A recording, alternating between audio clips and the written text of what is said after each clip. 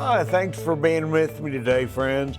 I'm lucky enough today to actually have a guest. If you've been watching the show, you know I've been just doing monologues about things that I passionately believe in. But I'm blessed today to have a great guy that's teaching people about permaculture. And we're going to talk about permaculture today and what it can do for the environment and the climate and carbon dioxide. It's really a holy way of taking care of the earth and being a good steward and loving your neighbor as yourself by creating a harmonious soil and plant environment that gets richer over time and is self-sustaining. So with me today is Nicholas Burtner of the School of Permaculture, a good friend and soldier for good in the world. Thanks for being with me today, Nicholas. Thanks so much for having me, David, and I'm happy to be a guest even during COVID. So thanks for inviting. Well, super. So what are you up to these days? You're still teaching, like probably online since COVID has kind of shut down the in-person instruction some, and teaching homeowners and landowners how to be better stewards of their land. Yeah, absolutely. So it's funny that you asked that, because just recently in the last week, I've got a number of emails requesting in-person courses. We're not at the moment doing any in-person courses, but even prior to COVID, we had already kind of dipped our feet, and I dipped my hands and feet into the online space for learning. But with COVID, it really sunk in up to the knees, so to speak, to put out an online course. And so, yes, we're doing online, and if I could say something about it, because it is kind of unique. Typically, the course online lasts about 10 weeks. You have it available for 10 weeks, maybe a few weeks after, and you got to turn in your presentation, around $1,000, and that's it, right? And that kind of models how it typically is done in person. But I was polling students, and I've heard, that, I lost my notes. Can I retake the course at a discount because I don't remember everything, right? And I've always said serious students should take at least 2. So I was just listening and responding, and especially during these times, as you know, they've been interesting, but people are really interested in kind of like get back to the land idea. And so right now I've got it for like $25 a month.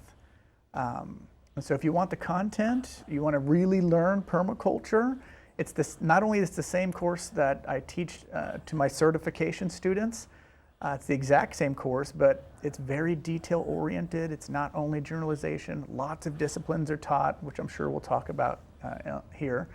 But it's great, it's very popular, and I would highly recommend anybody to check out schoolofpermaculture.com, or you can enroll right there. Press that red button or the online courses and check out that permaculture design course. Yeah. So what is permaculture actually? I mean, our viewers probably have never heard of it or going, what's permaculture? How does that affect things? How can I use it? Yeah, great question. And that's one of those questions where I've been trying diligently to answer it in a very short amount of time. It's got a lot of substance behind it and lots of research and data. One of the things that you had mentioned right in your opening monologue was it's kind of for the environment. I would say it's secondary. I would say primarily it's for humans and human settlement. If say we obliterated the planet and we would die soon after, every green thing was gone, well, there's a seed bank still in the ground. I mean, God created this sustainable, regenerative, we can talk about that term in a bit if you want, but to come back, right? So the earth doesn't necessarily need humans. It was here before us. But I would say, at least where we're at on this side of heaven, we need the earth.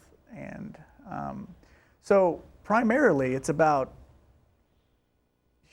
designing and maintaining human settlements in a way that's sustainable. And when I use the term sustainable, that means any like thing or system that produces the energy that it needs itself plus surplus. That's what I mean by sustainable. And so at the same time, however, it does benefit all life on Earth. It benefits the environment.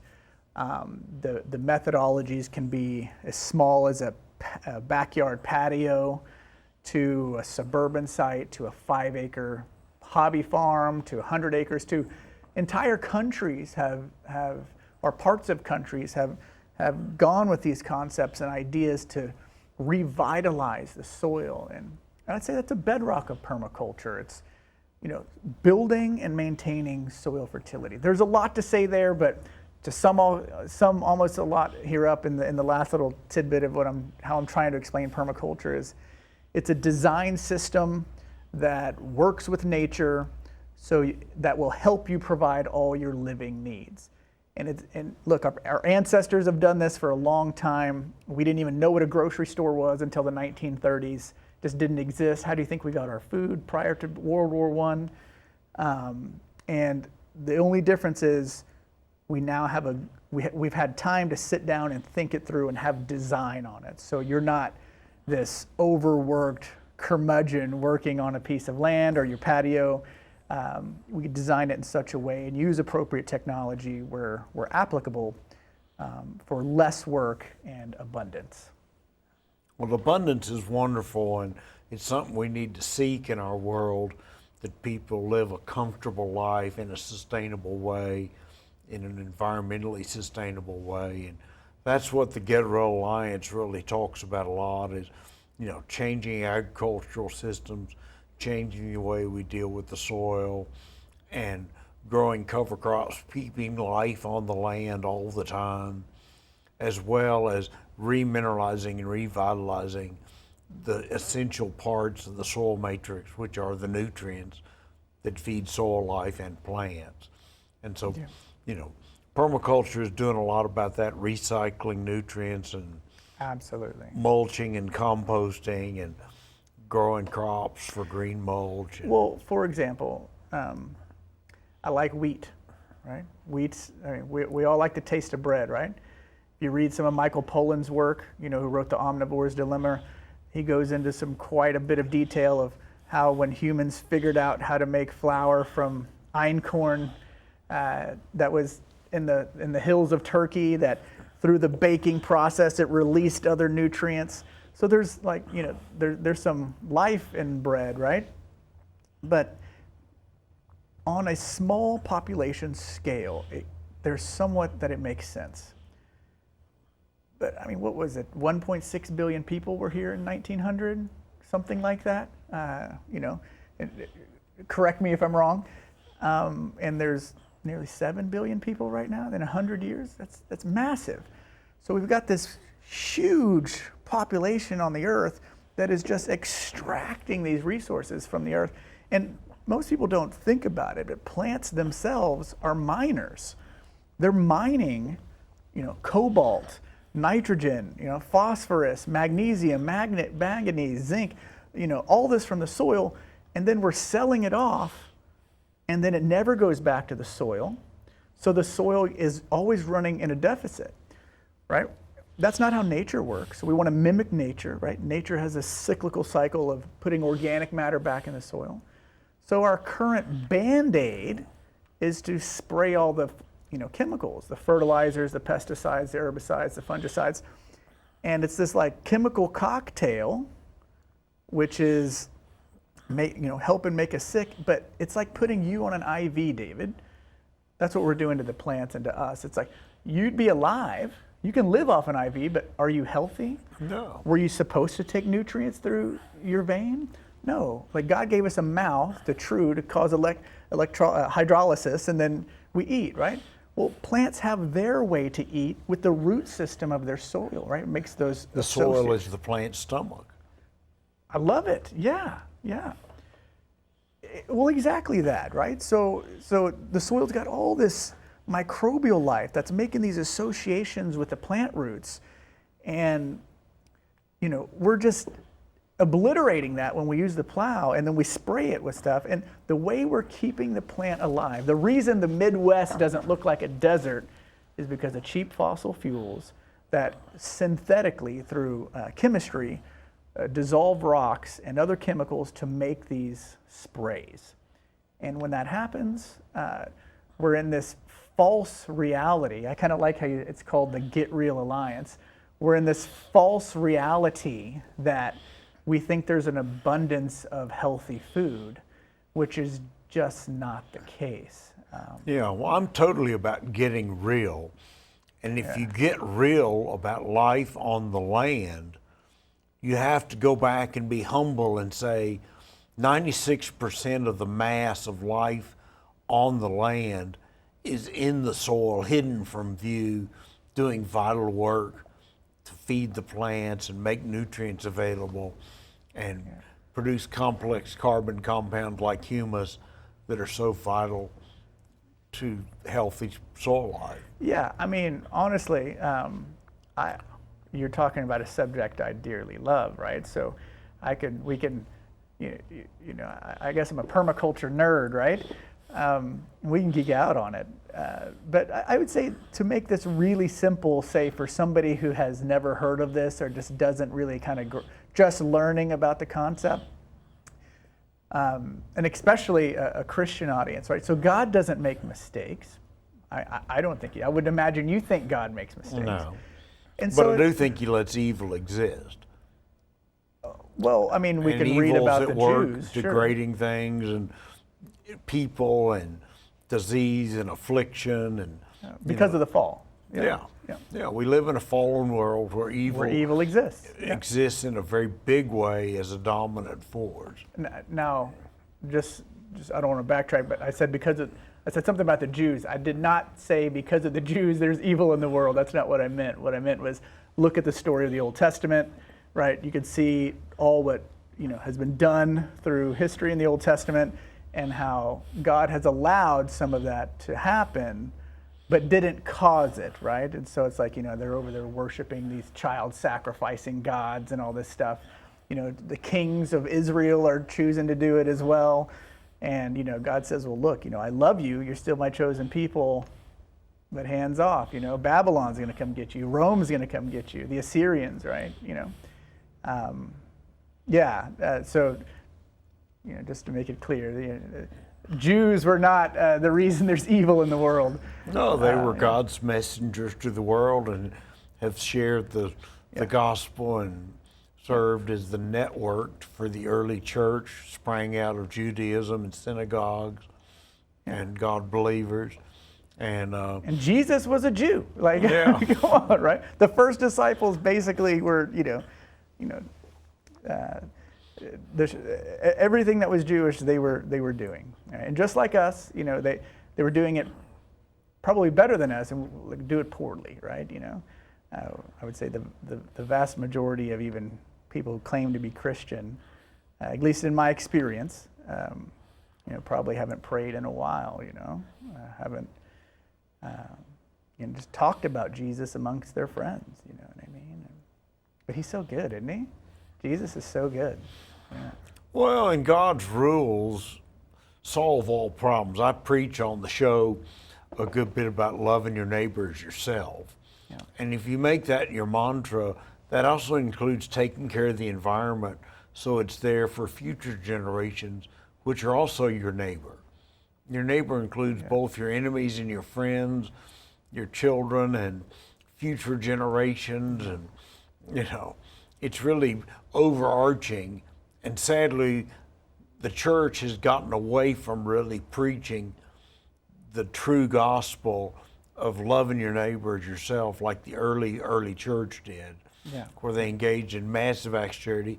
And there are many Christians today that do a lot of good, but there's also a lot of hard-hearted Christians who think they get free pass to heaven without any concession of their daily life. Whereas I believe that to really be a follower of Christ, it means to give up your autonomy and your personal freedom and give yourself to doing God's work in the world. Not everybody's called to preach, Many people are called just to do acts of service or support people who do preach the true word and spread the word that way. So we all can serve our role. Right. So there, the foot doesn't, necessarily need to do what the hand's doing, right? We're all the body. Yeah. I'm in agreement with you when it comes to loving your neighbor as yourself, and that includes future generations.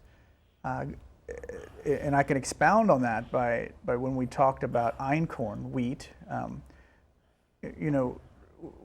We talked about soil fertility, but think about it. Today in our huge population, we're still have these millions of acres in corn and wheat and soy, and the amount of energy every year to plow and fertilize and sow and weed and harvest and transport is astronomical. Yeah, farming is carbon positive. It's a net emitter of carbon because of many things, including what you talked about, but perhaps worst is the habit of not having a polyculture of plants growing year round to feed the soil life, so that the soil life starves and has to eat the soil carbon to survive, creating more carbon dioxide going into the air. So just growing cover crops and keeping the land covered with growth, feeding that soil life, can solve much of our problem with rising carbon dioxide levels, which are directly tied to agriculture being so carbon positive instead of being carbon negative. Instead of the soil organic matter growing each year, it's declining with tillage and poisoning the soil life and other practices. Yeah, so polyculture is obviously, it's what nature does, right? It's how it was designed. There's no real monoculture in nature. And however, there are opportunities where polyculture won't be the best decision to be made. For example, if let's just say you have 50 acres and wheat, having a polyculture there, that's madness on a harvester, right? You wouldn't be able to cleanly harvest that. So what are the solutions there? So there are some solutions, but let's kind of, talking about future generations, well, things like chestnuts and hazelnuts, right? And so imagine planting a tree. You plant it once, you take care of it, you take care of its whole life, but especially in the first 3 to 5 years, the tree grows up and can produce multiple years of harvest, right? We can ground down chestnuts to give us a type of flour, right? It doesn't have gluten in it, but as far as nutritionally based to wheat, I mean, it's really good, right? It's not even, but it's really good. So all the energy being spent in harvesting wheat next to, you invested in larger scale tree systems. And this is kind of what the word permaculture comes from. Permaculture, permanent agriculture, permanent culture, right? The tree lives for a long time. And so the tree will continue to produce a harvest without this annual tillage, this annual consumption of energy. And that's really kind of a permanent culture. And, our human ancestors, even if you just go back to 3,000 years ago, or depending on how much faith we want to put into the archaeologists and anthropologists, I mean, humans have been living in treed environments for a long time, and we even feel good around trees, right? Like they're like the stewards of the earth that give plenty of bounty, And then to add on that, you don't have to stop the annual agriculture, right? You can do things like alley cropping, right? So you have like, let's say some rows of trees or trees on contour, something like that. In between, we can put wheat and barley or potatoes, right? And you can have a harvest. So you got 2-story crops.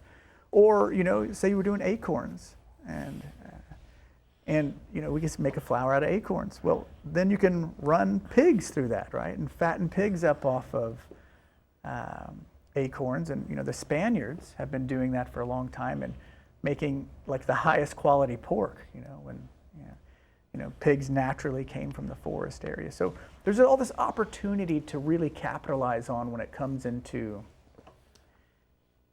long-term food systems for humans that take care of humans and the and the earth. God created it. Why would we disrespect it? Why use it and abuse it, right? Would you do that to anything that your dad gave you, that dad that you loved? Yeah.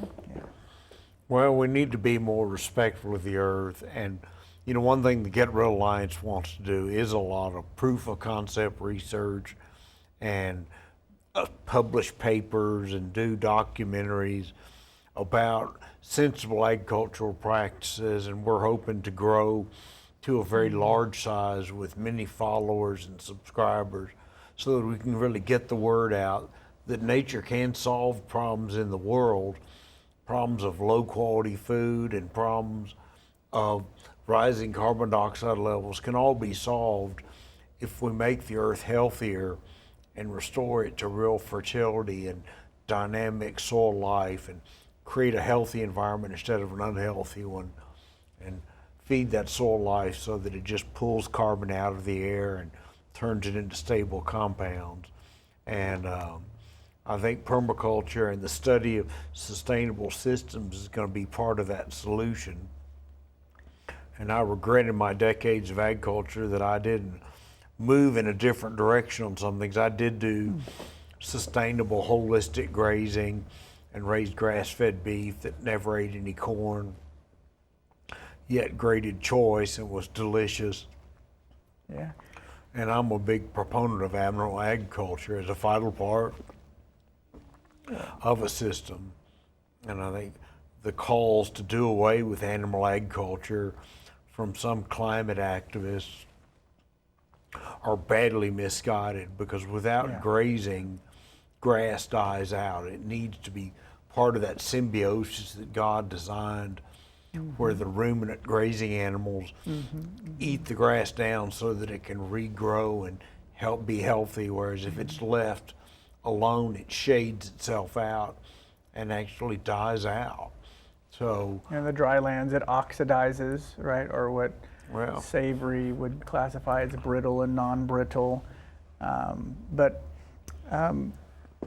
Voisin, Voisin's work, grass productivity or better grassland swards. So what you were describing is going to work really well in the vast grasslands and velds and the swards of the world, but they, not so much maybe in the hillsides and in the forested areas, right? So those have a different operation. But to your point, where you explained like there's no separation of grasslands and ruminants, or let's just say plants and animals, in the hilly regions or in the forested regions, there's the same story. There's no separation of plants and animals. So our current systems, we have to make sure we're being clear, because what could be taken from what we're saying is, it's like, well, GMOs, we've been doing that since we've started harvesting barley from the fields in Turkey, right? We've put a thing that we want into the plants and into animals. That's true, but some people could say what we're saying is like, well, you have to have animals. Well, the current way we're doing animals is out of order. It's way too big, and it's way too terrible for humans, the earth, and especially the animals. I mean, think about like kosher, right? You treat your animals well. But the argument is solid, right? The evidence is all around us. The evidence is everywhere. There is no plant system without an animal system.